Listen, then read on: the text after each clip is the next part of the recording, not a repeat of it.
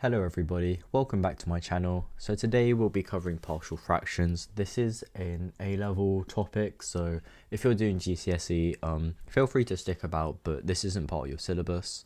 So hopefully I'll put that in the title, but anyways, let's get straight into it. So I'll be starting how to do partial fractions from scratch, just so people that haven't done it or are gonna cover it in the future will know what's happening. So yeah, we're going to focus on this question right here, which is on the screen.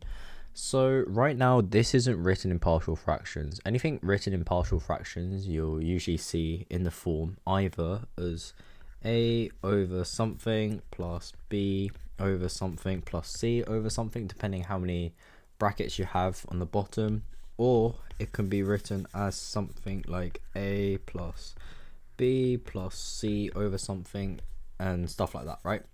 So as we can see, because it's not basically just one bit on the denominator, there are two bits, we know that that's not partial fractions. So the general partial fraction form is considered as, so we can write identical to, that's what the three lines means, to a over something plus b over something. So let's say, for instance, there are three things here. We would do plus c over something, but since there are only two here, we'll just use a and b, right? So we have 1 plus x and 2 minus x. So it doesn't actually matter what way or side you put them on, but usually you just do it in chronological order. So it'll be a over 1 add x and then plus b over 2 minus x, just so everyone's on the same page, right? So it'll be a over 1 add x plus 2 minus x. Now, if you're just learning this for the first time, don't worry. This pattern will just become natural at some point after a certain number of question attempts, pretty much. So don't worry if you don't remember that you need to do this step first. But this is basically the most crucial step. This is basically the hardest part of the entire thing, right? As you'll see. So in order to find a and b, we can basically, what we do is ignore the bottom bit from the left hand side, right? So we're basically just left with x plus 10 and then this, right? So we'll write that, so it becomes x plus 10 equals a over 1 add x add b over 2 minus x, right? So we're left with this. So in order to find a and b, we can actually cross multiply over here and basically make everything the same.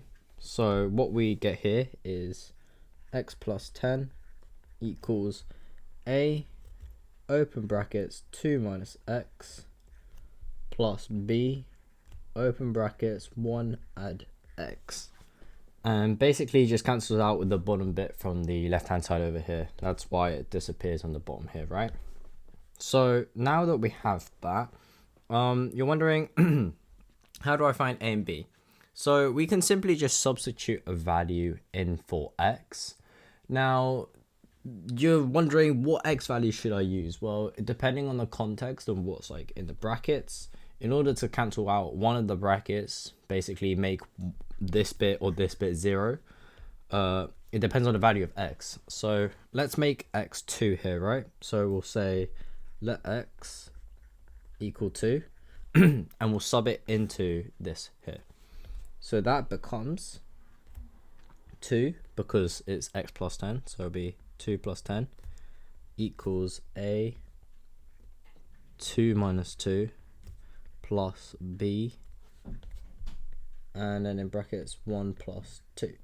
So as we can see here, it'll be a multiplied by 0. So basically a cancels out, and then on the left hand side we have 12, and for b we have plus 3b. So now that we have a 0, that cancels out, so we're left with 12 equals 3b. So therefore the value of b must equal to 4, right? So we found b. And then for a, to cancel out b, basically, what we can do is set x to -1, because 1 minus 1 is 0, right? So set it to -1, then it becomes -1 plus 10 equals a, because we don't know the value of a yet, that's what we're trying to find, would be in brackets 2 minus -1, so that's basically +1, plus b, but we can sub in the value of b, it doesn't really matter. We're going to cancel it out anyway, so it'll be 1 minus 1, so 4 times 0 is 0, and then we're left with 9 equals 3a, because 2 plus 1 is 3, and therefore a equals 3. So now that we have both of our values, this is not the final answer unless the question specifically says only find the values of a and b. Usually you have to put it back in the partial fraction form. So therefore we can say that x plus 10 all over 1 add x multiplied by 2 minus x is identical to 3 over 1 add x. Let me make that. There we go. Plus 4 over 2 minus x. Following the form that we have over here of a and b, right?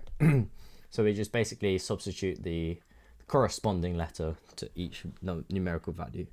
And that's pretty much it for partial fractions.